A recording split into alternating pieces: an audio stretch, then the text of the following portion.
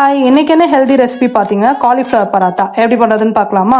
நான் ஒரு medium size cauliflower நல்லா கிரேட் பண்ணி வச்சிருக்கேன். ஒரு பேன் எடுத்துக்கோங்க. ஒரு ஸ்பூன் கோகோனட் ஆயில், ஒரு ஸ்பூன் சீரகம், சின்ன துண்டு இஞ்சி நல்லா ஃபைனாக சாப் பண்ணி வச்சிருக்கேன். ஒரு பச்சை மிளகாய் அதையும் ஃபைனாக சாப் பண்ணி வச்சிருக்கேன். நம்ம ஆல்ரெடி கிரேட் பண்ணி வச்சிருக்க காலிஃப்ளவர் சின்ன சைஸ்ல ஒரு வெங்காயம் ஃபைனாக சாப் பண்ணி வச்சிருக்கேன். நல்லா வதக்கிக்கோங்க. ஸோ இந்த டிஷ்ஷுக்கு தேவையான அளவு சால்ட், அரை ஸ்பூன் மஞ்சள் தூள், அரை ஸ்பூன் மிளகாய், 1/2 ஸ்பூன் தனியா தூள் போட்டு ஒரு 5 மினிட்ஸ் நல்லா குக் பண்ணி வச்சுக்கோங்க. அண்ட் அடுப்பு ஆஃப் பண்ணிட்டு கடைசியா அரை ஸ்பூன் லெமன் ஜூஸ் அண்ட் கொத்தமல்லி போட்டு இறக்கிடுங்க. நம்ம ஃபில்லிங் ரெடி அண்ட் பராத்தா எப்படி பண்றதுன்னு பார்க்கலாமா. நான் ஆல்ரெடி கோதுமை மாவை நல்லா சாஃப்டா பிசைஞ்சு வச்சிருக்கேன். ஸோ நம்ம ஆல்ரெடி செஞ்சு வச்சிருக்க ஃபில்லிங்கை எக்ஸஸா போட்டு நம்ம எப்பயுமே சப்பாத்தி திரட்டுற மாதிரி திரட்டி வச்சுக்கோங்க. சப்பாத்தி கல் நல்லா ஹீட் ஆயிட்ட அப்புறம் 1/4 ஸ்பூன் பட்டர் போட்டு நம்ம திரட்டி வச்சிருக்க சப்பாத்தியை வந்து மீடியம் ஃபிளேம்ல வச்சு குக் பண்ணீங்கன்னா நம்ம சூப்பர் எம்மி அண்ட் டேஸ்டியான காலிஃப்ளவர் பராத்தா ரெடி. இந்த ரெசிபி இன்ஸ்பிரேஷன் நம்ம மெட்ராஸ் சமையல் ரெசிபியை காட்டிட்டு தான் டேஸ்ட் எடுத்து பார்ப்போம்.